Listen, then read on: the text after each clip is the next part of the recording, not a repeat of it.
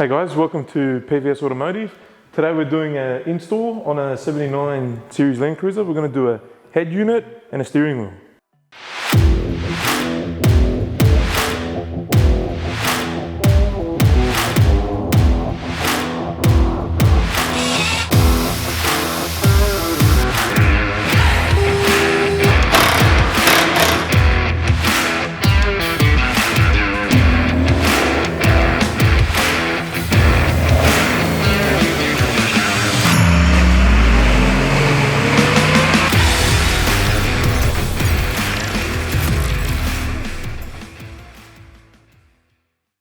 So what we're going to do now is we're going to pop the hood and we're going to disconnect the battery so it doesn't interfere with our airbag removal.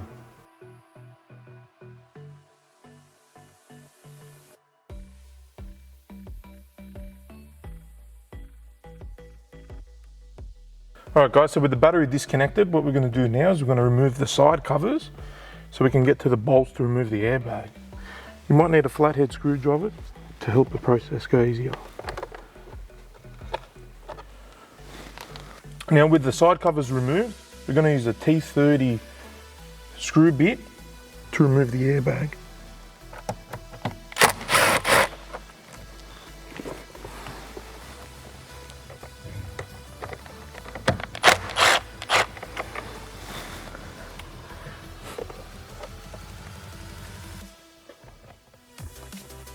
With the airbag popped out, we're going to undo this yellow clip to pull the airbag out.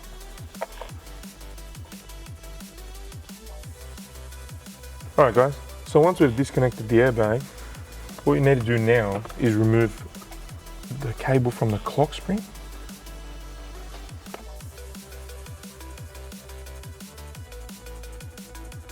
Now once it's disconnected, for the models that don't have cruise control, make sure you keep this cable somewhere safe because we're going to need it. Now get a 19mm socket. Take the nut out. Put it somewhere safe so you don't lose this one either. Tap your steering wheel a couple times to loosen it, otherwise we don't want to damage the clock spring. That's your steering wheel removed. Alright guys, so now that we've removed the steering wheel, what we want to do is take off this column cover by undoing these two screws. This will allow us to run our horn booster cable.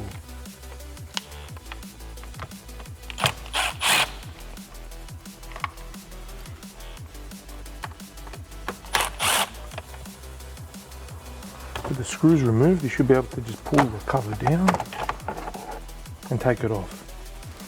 With the cover removed, now we're going to remove the factory radio. To remove the fascia, with some force, you just need to grab it at the top and pull it towards you.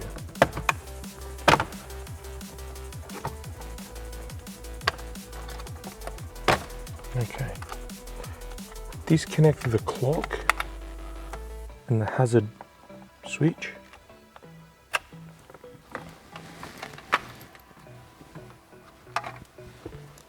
With those removed, get a 10mm socket and undo the bolts.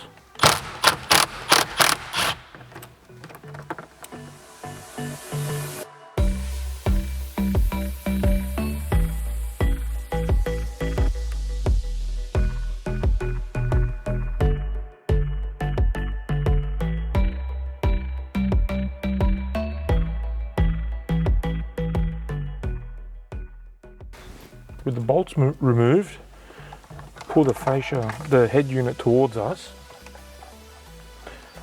and undo the connections.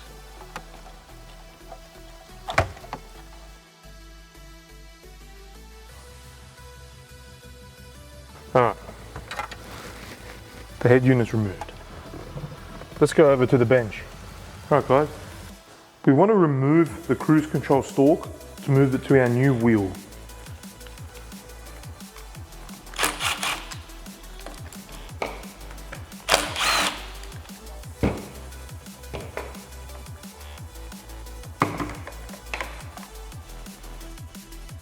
Now we need to remove the detonator from the original horn pad to move to our new one. So we're going to need an 8mm socket to undo the 4 nuts.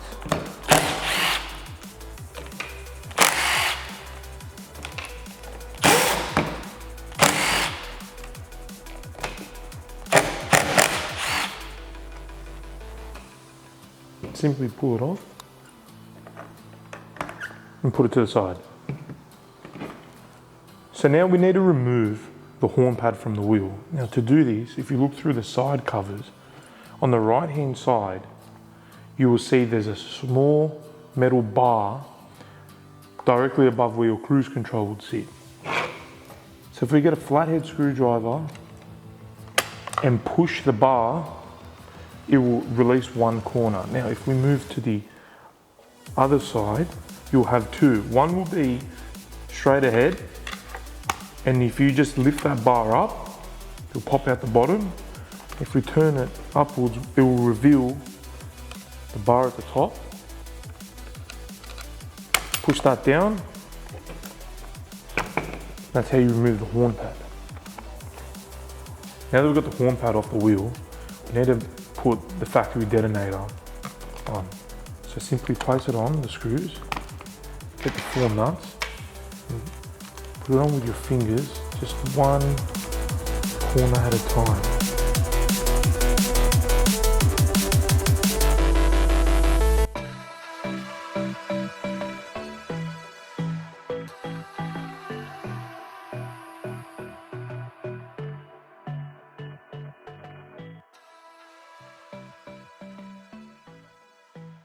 Okay, now that they're all finger tight, get your 8mm socket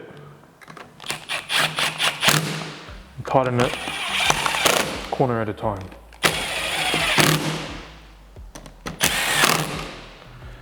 So that's your horn pad done. Now in the steering wheel box, you would have received 3 cables, 2 black boxes.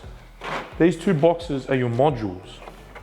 Okay, this is the module that will go in your steering wheel behind the horn pad. This is one that will go behind the head unit. Now it's important that when you purchase it, it will give you an option to select which head unit you have, as each box is coded separately per head unit. The first cable you got here will connect to your head unit. So this will go in line of your head unit power, which I'll show you once we connect the PVS head unit. You'll connect the receiver module to this black cable. Now for the pack modules, you will need to connect the key 1 and key 2 to your pack module or any other aftermarket steering wheel control. But for the PVS unit, we will use the 28-pin plug. This is your horn booster cable, which I'll show you how to install. So this will just connect to your clock spring, and this long white cable will connect to the back of this cable here, which will be behind your head unit. This is your transmitter cable. So this will connect to the transmitter, to your controls, to the ground at the steering wheel, and to your horn circuit. Now we'll get our steering wheel and we'll go put it in the car. Now before we install the steering wheel, it's important that we install our clock spring horn booster cable. Okay, so what you need to do is unplug the cable going into your clock spring, plug it into one end of the harness, and the other end back into the clock spring. This long white wire we need to run from here to behind the head unit to get power from the back of the head unit. Okay, so just like this. Now with the horn booster cable connected and the cover back on, we can install our steering wheel. Carefully slide in your airbag cable.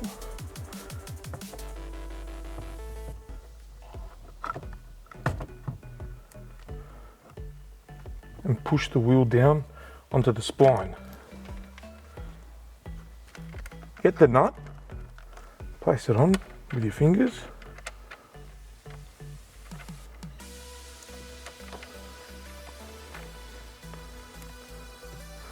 Now tighten it with your 19mm socket.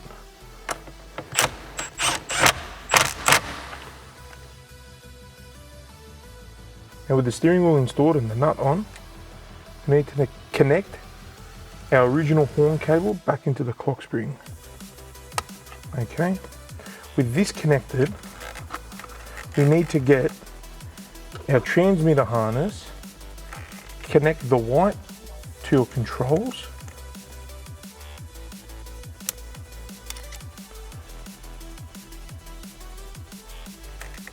now the most important part is we need to connect the blue from the transmitter cable to the cable coming from our clock spring, which carries our power. With that connected, we'll get some tape, we'll tape it up.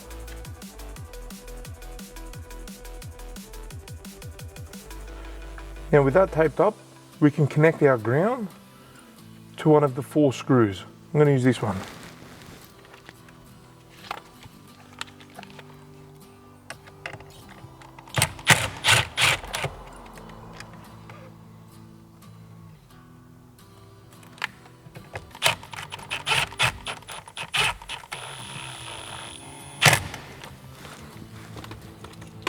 With our cables connected, we can put our transmitter away nice and snug.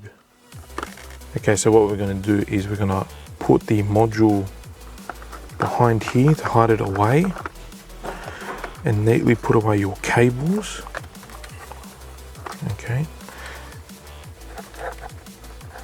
We're going to grab the horn pad and connect the orange SRS airbag back to our detonator. Push in the yellow tab. Get the cable that comes from the middle of the controls, which will now go to the horn pad because it's your new horn cable. Make sure that's clicked in. Okay, before we connect our horn pad, we just want to double check that our 3 mounting holes don't have anything blocking in them, so the feet can just click into position. You just want to push down firmly until you hear all 3 click in, and that's how you put your horn pad back on. So now we can talk about the head unit, okay? So we're going to open the box. I'm going to take out our cabling.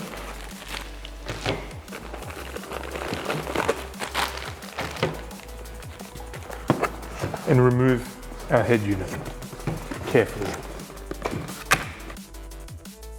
Now with our head unit removed from the packaging, we can see the design is different. This is our new Mark 2.5 shallow mount, which allows to have nicer connections behind the head unit, and it's a lot easier to work on. Okay, let's talk about the cabling that came with it. Now in this packet here is our digital radio. Our customer has requested not to install the digital radio in his car as he will not be using it.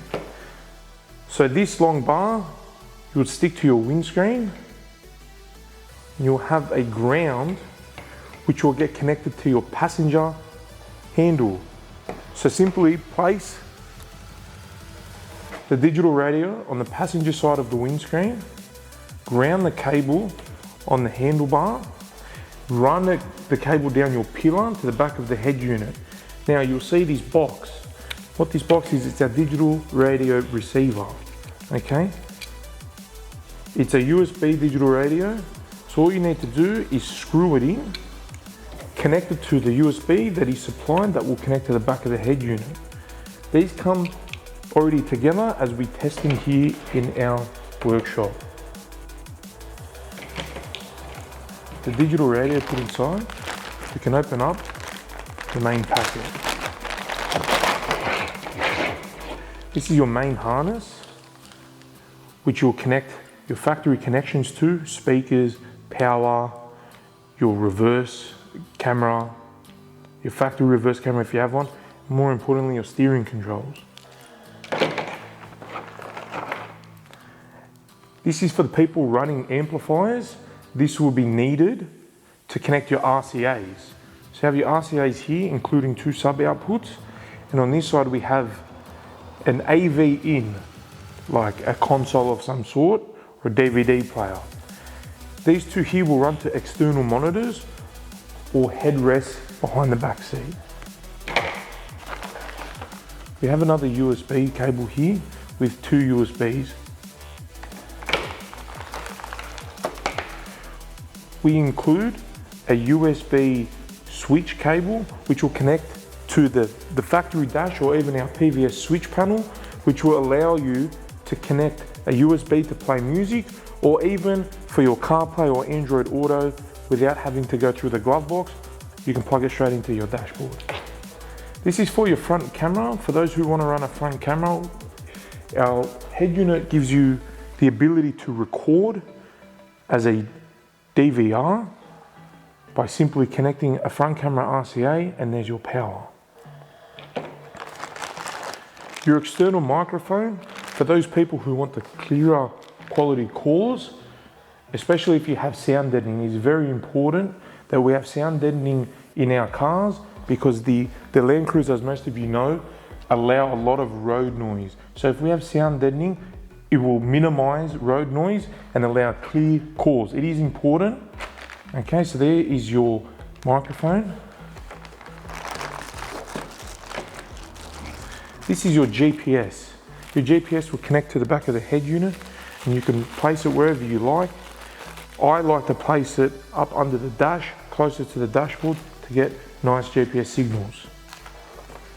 This is your hazard relocation button. As we have removed the factory fascia, we will move the hazard to the aircon controls.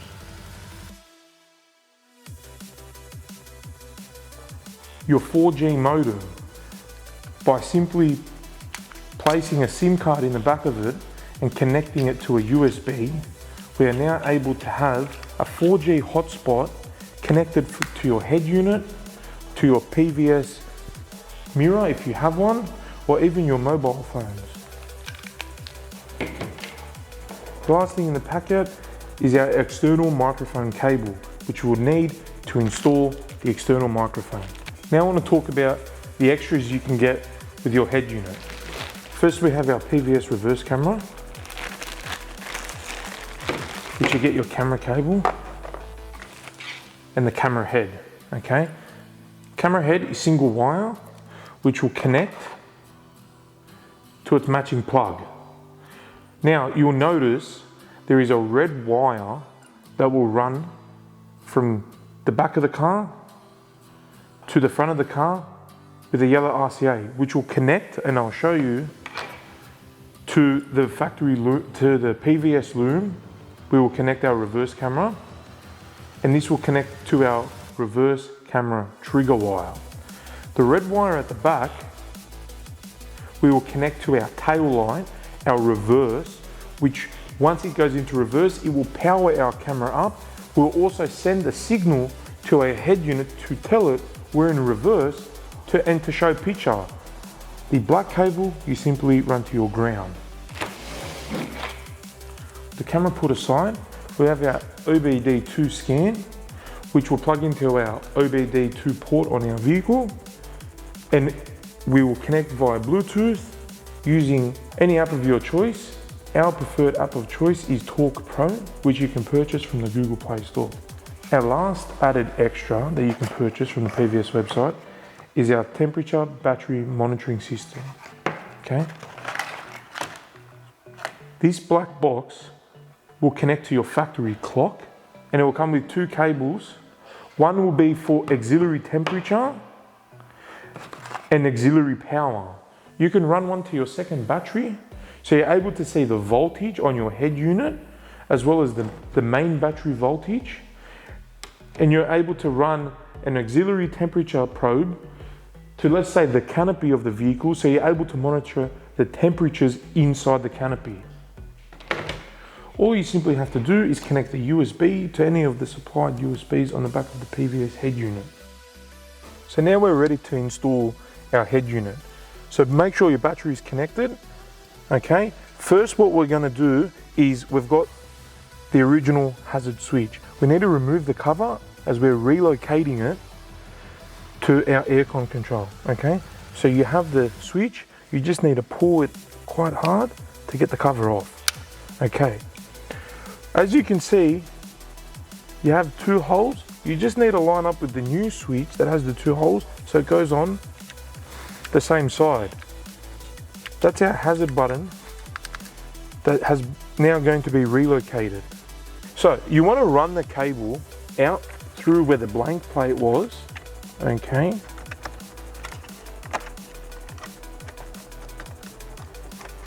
Connect it to the hazard switch, okay. As you can see, my hazards are going off because I bumped it. Simply place it back in. That's our hazard relocation, okay. Now, before we start wiring in our head unit, because we've got steering controls, we need to get our receiver harness. So one end will connect to our factory Toyota loom, just like that, and the other end will connect to the PVS harness.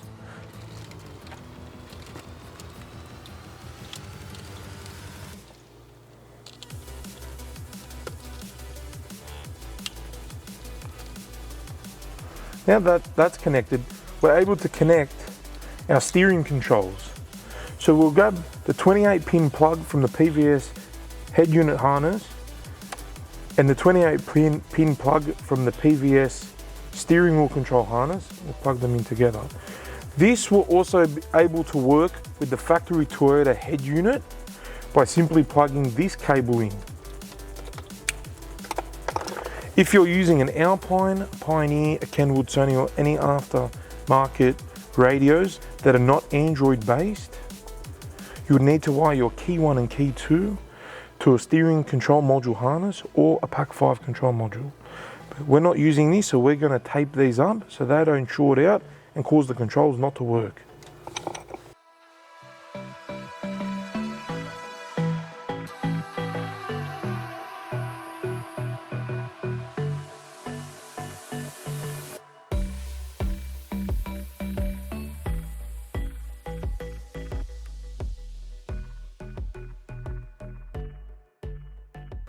With our key 1 and key 2 taped up, we can now continue with the loom. If you have a reverse camera, a PVS reverse camera, you're going to want to hook up your trigger wire to this pink cable, which is your reverse trigger. So the signal coming from your reverse tail light through the PVS camera harness, the red wire will connect here, thus allowing the trigger to work. This will get run to your handbrake. So when the handbrake is pulled up, this will allow you to watch videos on your 9-inch PVS head unit. If you have a factory Toyota reverse camera installed by your dealer, your reverse camera will not be on a yellow RCA, but it will be on a white plug like this. So simply plug the white plug supplied from your Toyota dealer into this. You will have a RCA out, which will now connect to the yellow RCA, which is your camera in. If your dealership has installed your factory reverse camera and there is a 6-volt cable out, you'll need to connect it here, thus allowing the power to the camera to work. This is for your radio. So what you'd need to do is get your radio harness and connect the white plug. Now connect your antenna plug into the back of the head unit. If you do not have the white plug, and you just use the antenna to connect directly into the back of the head unit, you will lose the up and down feature of your antenna. So this button will no longer work, and when you press the radio up on the PVS head unit, the antenna will not go up by itself.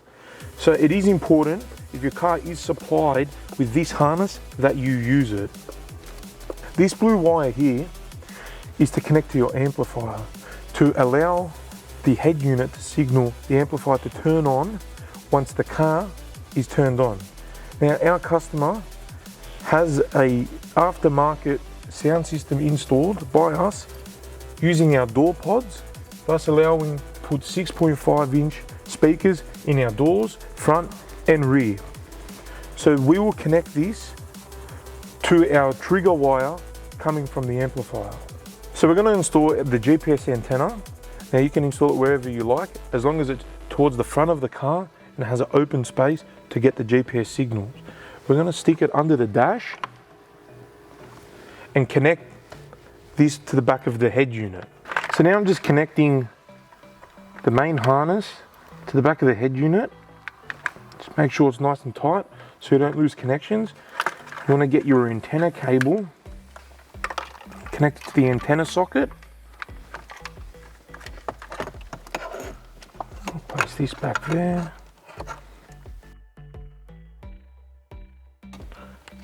And one thing I forgot to mention was your horn booster cable. So the horn booster cable will connect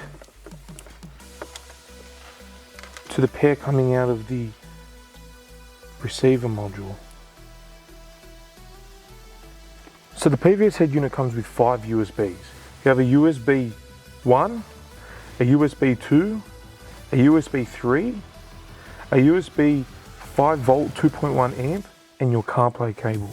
So the USB 1, 2 and 3 for your USBs to play music, the TBMS module, or your Wi-Fi modem. The 2.1 amp 5 volt USB plug we can use to charge our devices. If you would like to purchase another USB switch to place in your dash, you could power your phone or your partner's phone. The CarPlay USB will connect to our mobile phone devices, allowing the CarPlay to work on the head unit.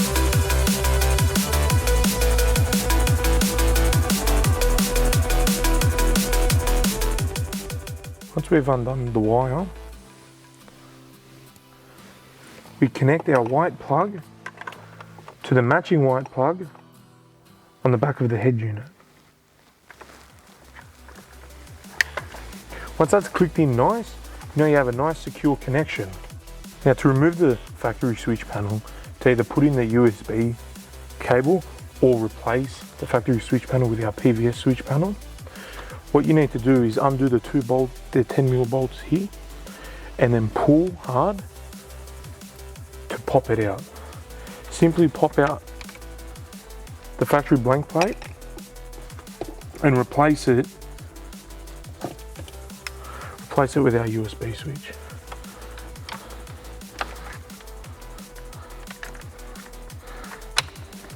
Clip that in.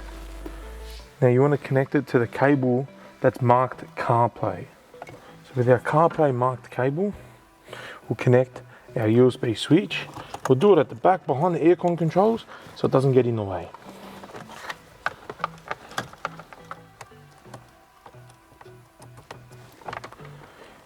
Now we're able to clip it back in and do the bolts up.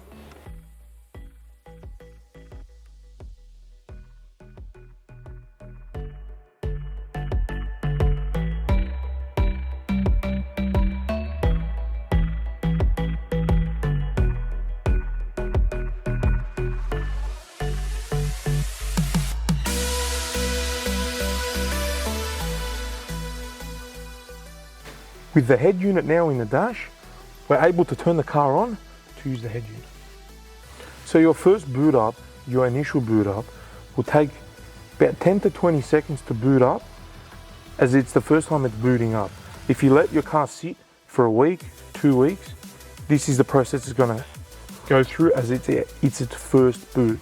If I turn the car off, the head unit powers down, I can turn it back on and it will be instant on. As we can see here, this is the head unit on. So what we want to do first is to connect it to Wi-Fi by simply swiping down or going through your settings, Wi-Fi, selecting Wi-Fi, connect to your mobile phone hotspot or your home Wi-Fi. This allowing us to go to the Google Play Store to download the applications that we need for a head unit. To connect Bluetooth to our head unit, we need to open the Bluetooth app. We have two apps. One's BT Music, which is to play the music through. The other one's just Bluetooth. So we open the Bluetooth. We'll now go to our phone. I use an Apple iPhone. Okay, we'll go from settings to Bluetooth, turn it off, and then turn it back on to make it discoverable. We press the search button. We wait for our phone to come up on the screen. There's my phone. We'll press the search button again so it stops the search progress. We press the name of your device, and we press the phone with the Bluetooth symbol. It's going to start the pairing process. It will ask you on your phone for a PIN code. The PIN code, if set from factory, is 4 zeros. You can change this yourself through the settings, but it will be 4 zeros from PVS. Now our phone is paired, so we're able to play music and make and receive phone calls. If you'd like to get to place a phone call quickly, there is a phone button on the fascia of the head unit, which will take you to the menu. You can press the numpad and dial your number in, or you can go through your contact list by simply pressing the download button. This will import the contact list from your phone to your head unit. Now we're going to pair our steering wheel to our PVS head unit. First, you want to check if your modules, the black boxes, are talking to each other. Now by doing this, if we turn on our Parker circuit, we can see the lights on our controls are illuminated. So we know that they're working. If they're not working, behind the head unit where that module was, there will be a button that says key. Press the key button down for 3 seconds, then press any button on the steering wheel until the light stops flashing. Now we'll have paired modules. Once our modules are paired, we can search on the home screen for the steering control app, or we can go settings, car, steering wheel keys. Now, if we press reset, we have no pre-programmed keys. Now we have a blank screen. We can start by pressing volume up on our steering wheel and mapping it to the volume up on the head unit. You will have two key lists here. One is for your short click and one is for your long click. So you're able to get the one button to do two functions simply by pressing it once to get your short click, or holding it down to then get your long click. So we're just going to stick with our short click for the volume up. We're now going to press volume down. We're going to map that to volume down, press OK, and if we press save now, the definitions are not saved. It's saved now. You press OK, and now our volume controls work. So you want to go through this list and you want to map every button to your choosing. Your arrow up can be your track next, and your arrow down can be your track back. You're also able to program your directional arrows and your enter key so you can control by using the directional arrow. So I'm going to press the arrow up to go next track. So I'm going to search for my next track, press OK, my arrow down for my back track. So I'm going to find the arrow backwards, press OK. The mode to change the source, so we search for mode. The man talking will be our assistant.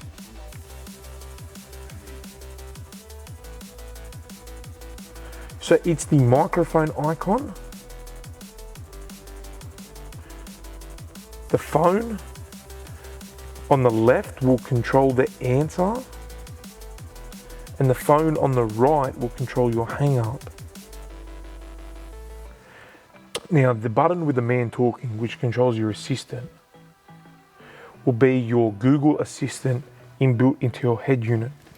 Unless you have your CarPlay or Android Auto connected, then your phone's assistant will take over. So for the iPhone users, to get Siri to make a call, we will go to our CarPlay app, connect our phone, then if we press our assistant, we can get Siri to do our calls or music. I'm going to program the arrows on the right hand side for our directional keys. So I'll start with the right And if we scroll down, we have the right arrow. Press OK. Press the left now, and we scroll down until we find our left arrow. The rocker switch, we push down for our down arrow.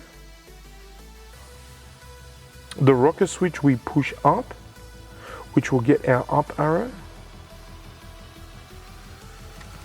The rocker switch we push in for our enter.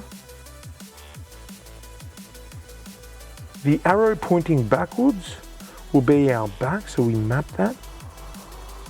So the multi-window button that's to the left of our arrow pointing backwards we press and we map to our home.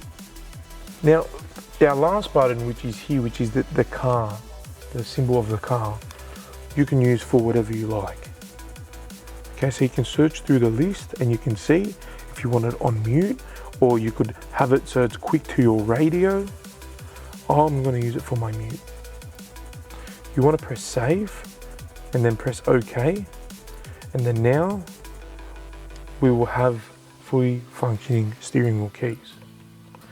Now if you have a aftermarket head unit like a Kenwood or an Alpine, we're unable to utilize the full steering keys as they only allow a certain amount of key functions, which will all be on the left hand side of the wheel.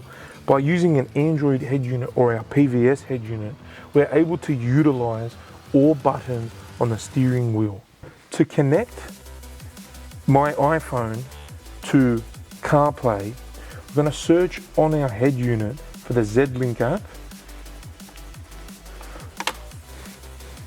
We're going to plug the USB into our USB switch that we have installed. And then we're going to plug the cable into the phone. Make sure you have it unlocked. Your phone's going to prompt you saying, do you want to use CarPlay? You want to press allow. This connecting you to your Apple CarPlay.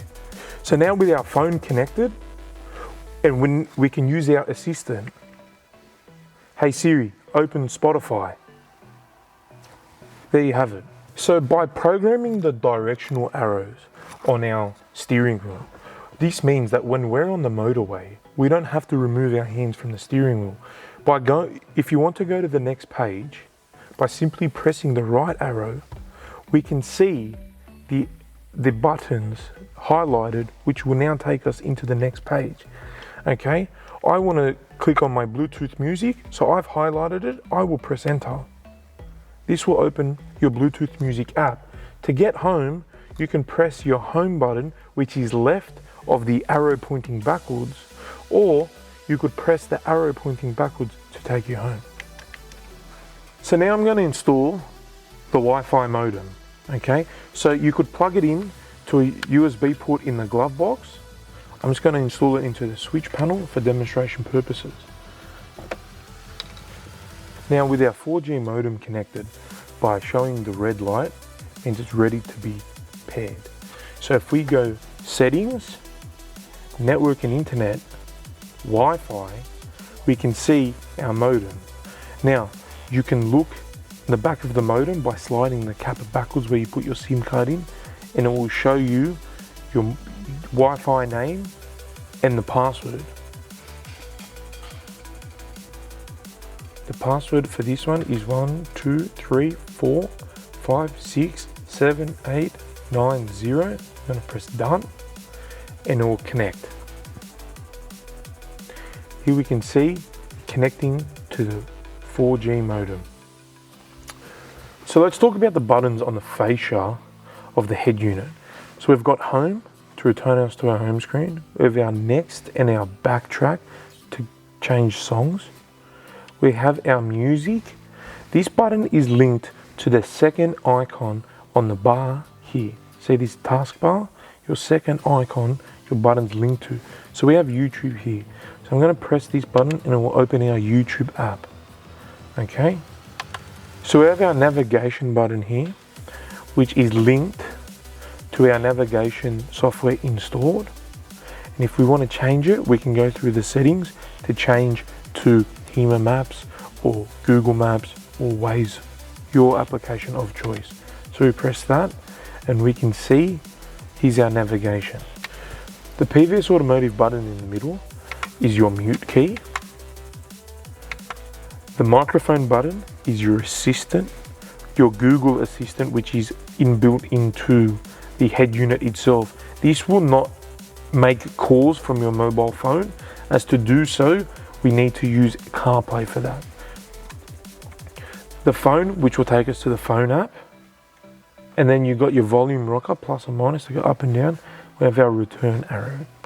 Now, if we want to change what our music button does, we can simply go into the Google Play Store, find our music player of choice. I use Spotify.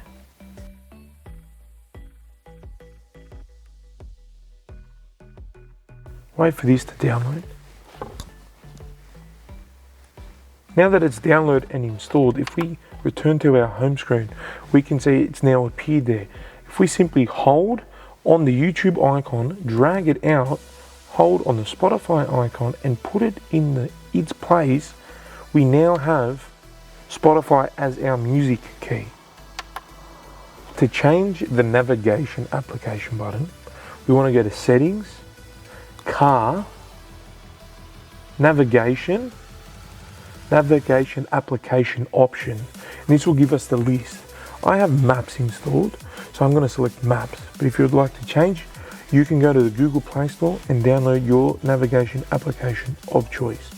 Now that that's done, I can press back, press home, press the navigation button, and there you have it. There's your Google Maps. So there you have it, guys. There is your PVS head unit and steering wheel installed. Now, you guys might be watching this because you're installing one yourself, or you're looking to purchase and you want to see how the process is. I just wanted to note out, we are the only people in the world that manufacture and produce steering wheels that match the factory grey dashboard. It is a direct color match, and only PVS Automotive do it in the entire world. If you had any problems in your installation process, you can contact the store 02 9184 6898 and speak to myself or my team, or you could email me. My name's George. You can email me at support@pvsautomotive.com.au and I'll be happy to help you.